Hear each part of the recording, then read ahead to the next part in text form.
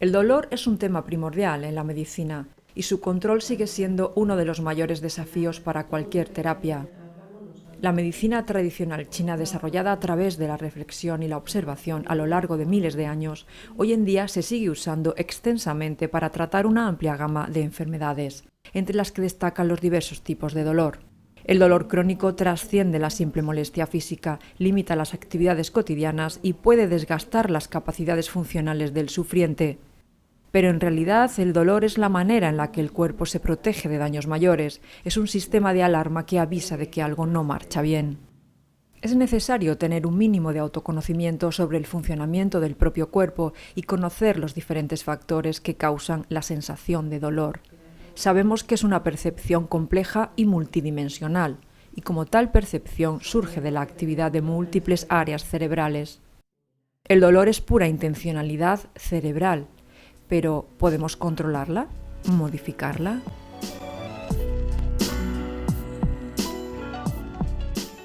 El dolor es un sistema de protección.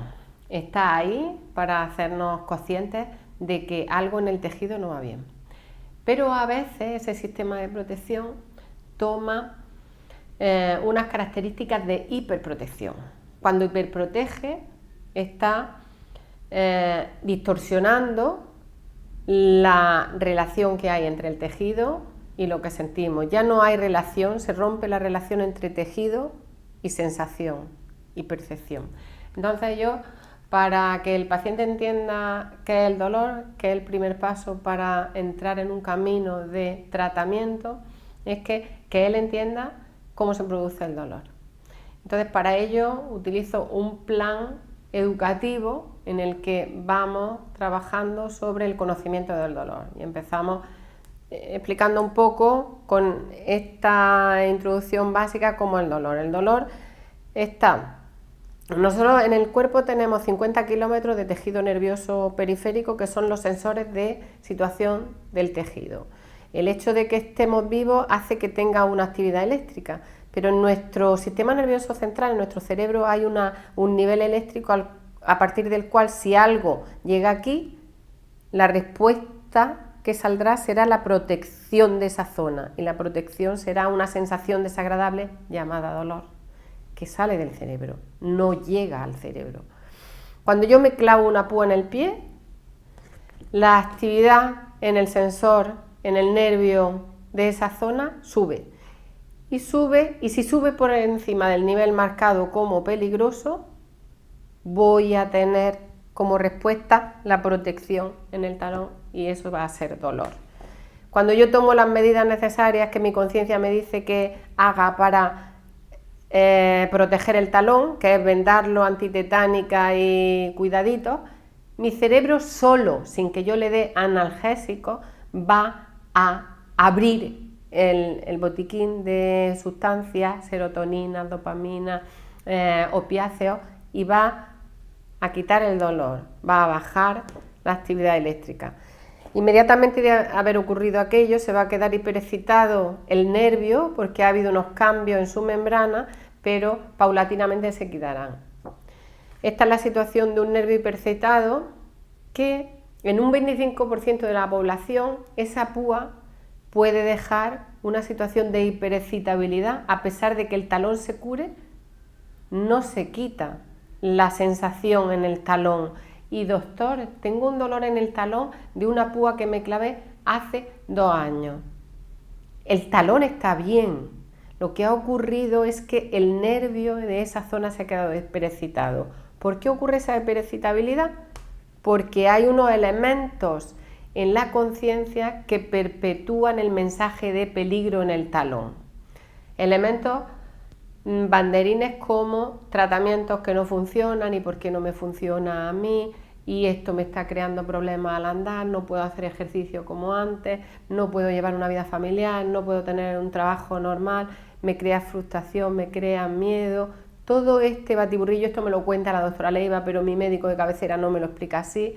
Toda esa mezcla de mensajes variopintos hacen que mi cerebro hiperproteja, cambiando la expresión del nervio de mi talón, de forma que si antes solo tenía 3 receptores para 3 señales distintas, como puede ser calor, temperatura y mecánico, calor químico y mecánico. Ahora, para saber lo que ocurre en el talón, porque está preocupado, pone otros nuevos receptores que le informen de todo lo que ocurre en el talón, como cambio en la presión, cambio en la temperatura, flujo sanguíneo, cambio atmosférico, todo. De forma que constantemente va a estar recibiendo información del talón. Si recibe información del talón es como una alarma de casa o un salpicadero roto que está informando de que hay un ladrón entrando en la casa sin estar, porque está hipersensibilizada la alarma. El salpicadero está roto, me está diciendo que no tengo gasolina cuando le acabé de poner la gasolina, y es porque la luz de mi salpicadero está roto. Como de fábrica de conocimiento básico, yo tengo la idea de que cuando tengo dolor lo que tengo es una lesión en el tejido, romper aquella relación de cuando tengo dolor en mi talón es porque algo no va bien en mi talón, es básico para empezar a tratar, desalarmar, desensibilizar a ese sistema nervioso periférico que se ha quedado reverberante y perecitado, claro. Sí. Bueno, soy médico anestesista, por ahí empecé. Y lo que más me atrajo de la anestesia era el dolor y el mundo de la conciencia, el inconsciente. Bueno, pues ahí me metí y el tratamiento del dolor era la parte de la anestesia que más me gustaba. Entonces, mi primer encuentro con otra forma de tratar el dolor fue durante la residencia, cuando estaba haciendo el aprendizaje del tratamiento del dolor, que en la unidad había una consulta de acupuntura muy grande, y yo me di cuenta que los pacientes que estaban tratados en la consulta de acupuntura funcionaban mejor que los pacientes en general, que los pacientes que se trataban con bloqueos anestésicos.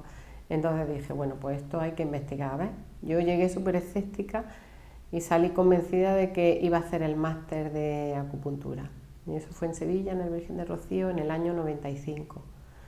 Entonces ahí hice el máster de acupuntura, que eran 3 años, y me fui a China.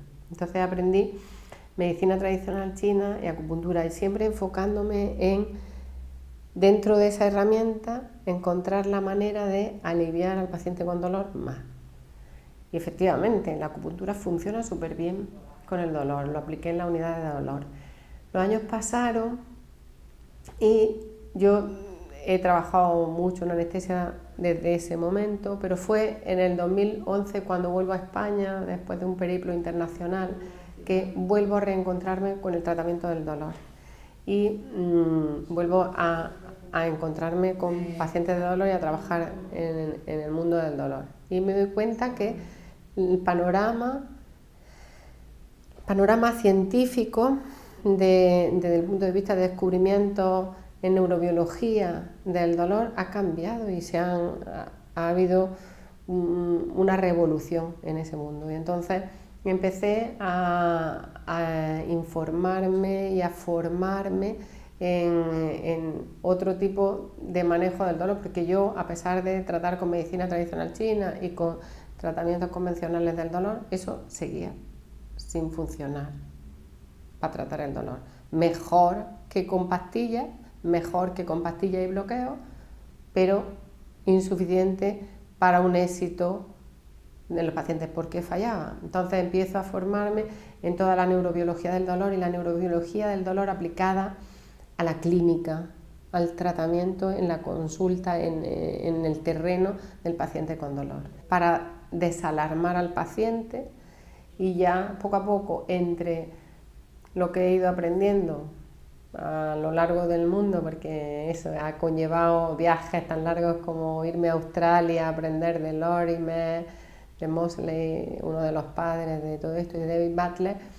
Aparte de eso, mi bagaje personal en el tratamiento del dolor lo he ido aunando, y hago unos pasos protocolizados para ayudar al paciente a desalarmarse, a tratar su dolor de una forma mucho más amigable y llegar a un estado de funcionalidad y de alivio del dolor mucho mejor. Entonces, en vez de ser un prescriptor que está en un altar diciendo esto que tienes que tomar, decide encaminar al paciente a encontrar la funcionalidad dentro de su problema crónico. Escucharse. Sí, y ser funcional, ser un individuo que pueda ser interactivo en la sociedad dentro de su problema. Entonces le ayuda a encontrar sus recursos. Entonces es un enfoque radical diferente al clásico de la medicina. Entonces es el médico como tutor de salud.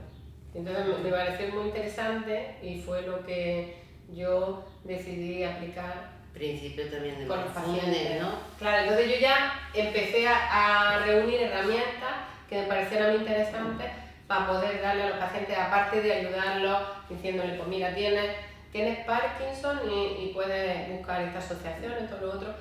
Entonces decidí yo buscar también herramientas. Como mi campo es el dolor crónico, pues ahí me he ido armando con distintas herramientas que ayudan en el campo del dolor crónico. Perfectamente. Bueno, eso es la medicina participativa.